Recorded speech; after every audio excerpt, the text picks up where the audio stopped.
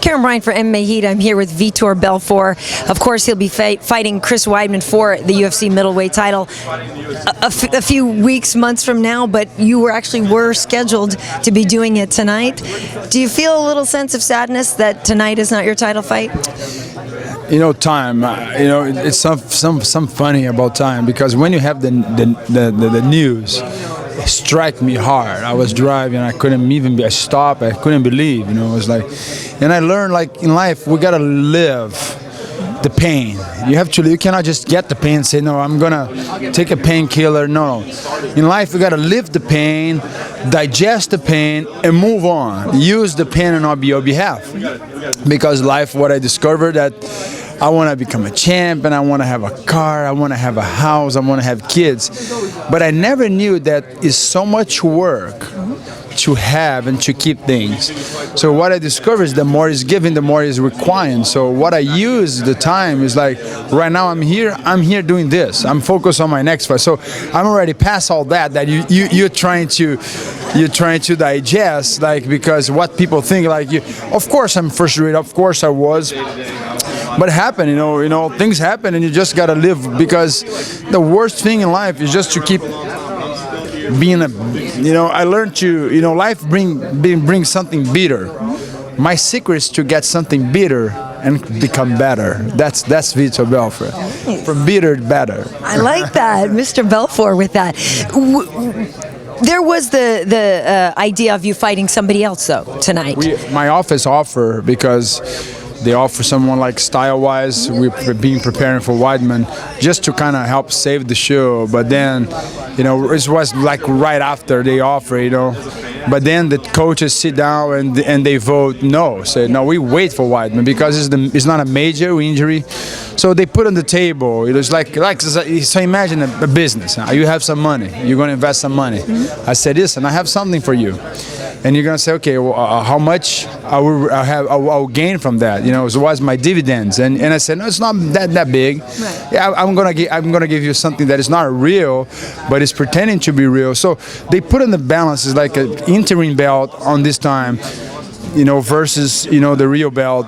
And his injury is not a major injury. So let's wait. Let's fight in May. And I learned, being a general, you got to learn how to be a soldier. Because many times in my life, I step up and I fought John Jones with the same injuries that he had. I made many decisions in my life I don't regret, but like I said, you have to become better. Something bitter comes.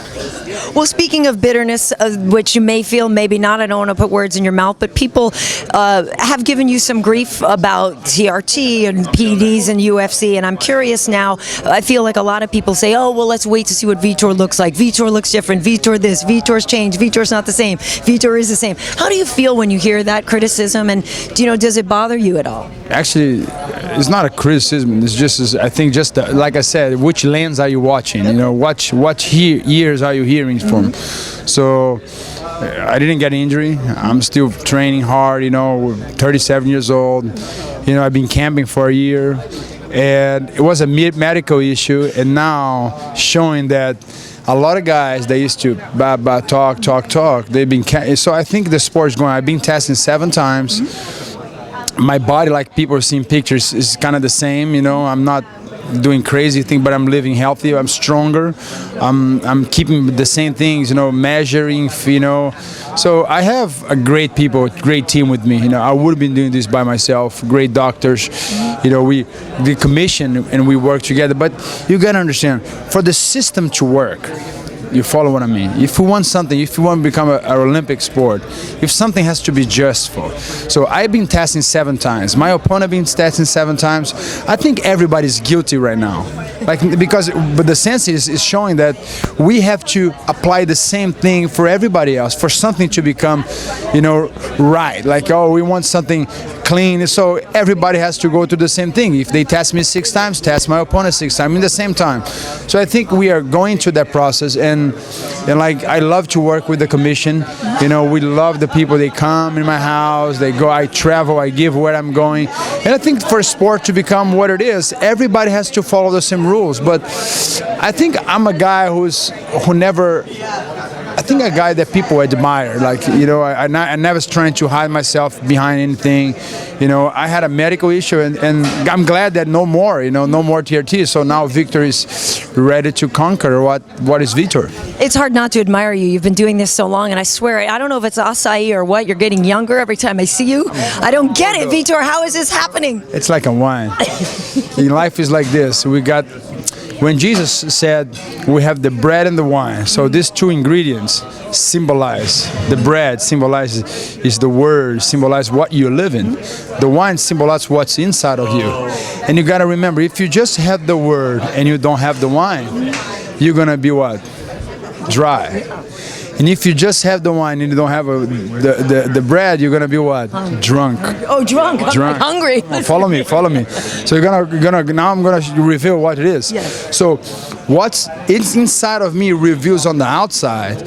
So people say, what do you do? You know, Victor. Oh, that's Victor again. Oh no, he's doing something else. People are always looking for excuse. I'm not looking for excuse. I'm looking to justify myself by hard work, ethic, living true. You know, I've been testing 7 times. Everything's clear. So the key is get the bread, daily work, get the wine. It's what you preach is what you live. And I think that's how we respect people, because a lot of fake people out there, and you can identify when you taste the wine. I'm a wine that is being in the good temperature. And just gotta make sure, you know, don't take out of the, don't open the bottom. You just gotta know how to deal with that thing. And I'm learning. I'm grateful that God's blessed me with talent and gifts, and I have to be a good steward. What do you think you'll do when you're done fighting? Because you have such passion, and I know that you really do love to speak to people and help them, and I feel like it's something that you could do after you're done fighting, not whenever that is, since you look like you could fight for another 15 years. Well, what do you think you would do when you're done? A lot of things. I'm already doing. I'm a businessman. I'm in business. Actually, fighting is business. It's nothing personal. So the key is to how you perceive yourself. I want to help the sport not to become a show, but become a sport. And to become a sport, a lot of things has to change. And it is. And I learned that something so important in business. A good deal is when it's good for both parties. When it's just good for one party, it's not a good deal. So I'm looking for good deals. And I already do speeches in firms. I already speak to people. I own a gym. You know, I own a lot of business. You know, I'm going through this business now. This is more like I'm investing in some other business. So you gotta be wise, because our career is short, and we don't make that kind of money like athlete, like a basketball player, you know. So we gotta be wise, and you gotta know that all this here, all this fame, all this popularity, it's only gonna last if you know how to carry on.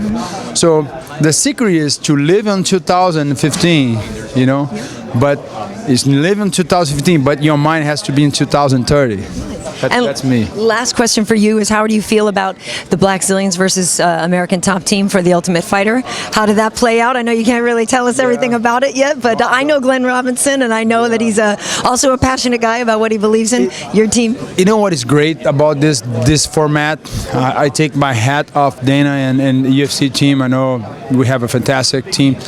So it's like these guys investing a lot of money on athletes, on paying bills. They spend a lot of money, and they don't make a lot of money because our sport is not like $30 million contract, $5 million contract. We know the sport is picking up, so it's a way for them to start having their ways out there and their brand out there, and showing how much these guys love the sport and love to support fighters. And Glenn is he's a great friend, a great heart. He does so much for the athletes and for the sport, and it's good for people who can see that. But just the rivalry is something natural and something that it's out there, and I think we gotta respect. You know, even though we compete, we go there, we face each other. We're not a WWE. I think we gotta respect. We gotta, you know, you don't need to like me, but you can respect me. So I think respect is something that everybody should have. And last question, quickly, how do you think Rumble will do against Jon Jones? Rumble I don't see anybody beating Rumble right now. So I'm glad he's in my team, and he helped me a lot. So, and it's great. It's great to have him around, and you know, We are great buddies. Nice. From bitter to better. That's the saying, right, Vitor? You got it. You're the first one. Very nice. Make your life better. Don't make your life bitter. Always a pleasure, sir. Thank you. That is mine.